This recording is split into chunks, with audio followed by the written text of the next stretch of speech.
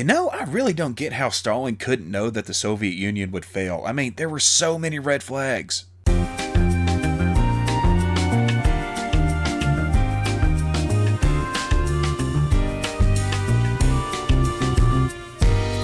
Hey folks, welcome to This Week in History. You keep watching them, so we keep making them. Let's do this thing. On July 5th in 1937, the Hormel Foods Corporation debuted their newest product, Spam. And yes, it really is made of pork. We do call junk messages Spam because of a Monty Python sketch about it, and according to many cannibals, it's the closest thing they've tasted to human. Do with that information what you will. On July 6th in 1348, Pope Clement VI issued a papal bull basically calling on Christians to stop blaming and punishing Jewish people for the Black Death. Yep, that was a thing. The Black Death was believed by many at the time to be either A, the work of Jewish people, or B, punishment from God because of Jewish people. Of course, this was back when you could still supposedly buy your way into heaven, so there you go. In 1415, Jan Hus was found guilty of and burned at the stake for heresy. His biggest complaint against the church was that whole buying your way into heaven thing that I mentioned earlier. And speaking of executions, in 1535, Thomas More, the guy that wrote Utopia, was executed for treason against Henry VIII.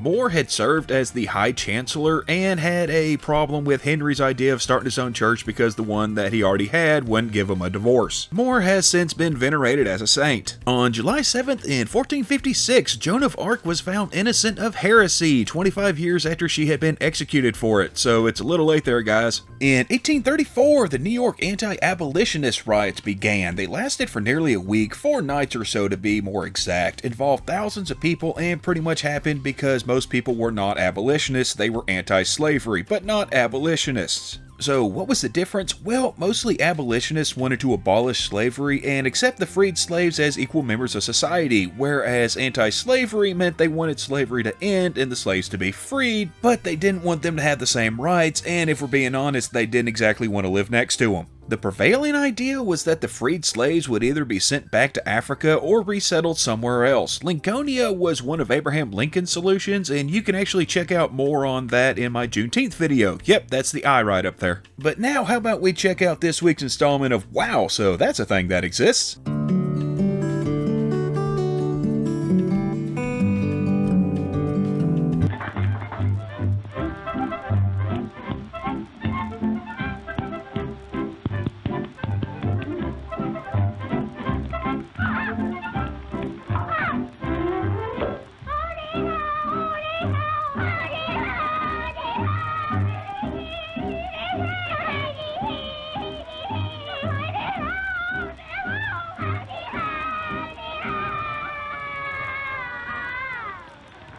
What the literal f***?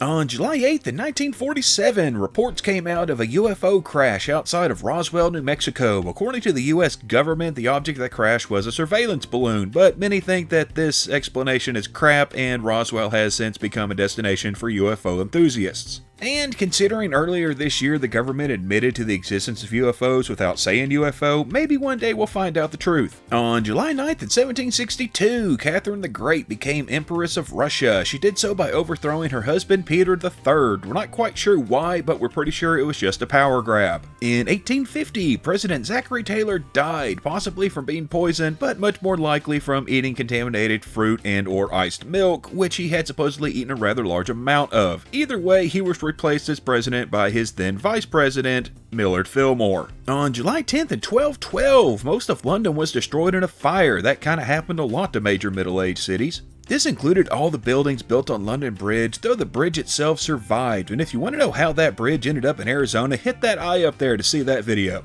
On July 11th in 1804, the Vice President of the United States, Aaron Burr, shot and mortally wounded Alexander Hamilton, who had been Secretary of the Treasury, in a duel caused by a long bitter rivalry between the two. Hamilton died the next day, and Burr's political career pretty much ended due to the backlash. Well, if you think politics are crazy now, maybe bringing back dueling wouldn't be such a horrible idea. And in 1960, Harper Lee's To Kill a Mockingbird was first published. And finally, in birthdays this week, we've got Scottish noble, rebel, and king Robert the Bruce in 1274, founder of Calvinism and namesake behind Calvin and Hobbes, John Calvin in 1509, and John Pemberton, the creator of Coca-Cola, was born this week in 1831. And it looks like it's just gonna about do it for this week. We'll see you back here next week. Same squirrel time, same squirrel channel. Be kind out there. Don't forget that you matter and we're all in this together, folks.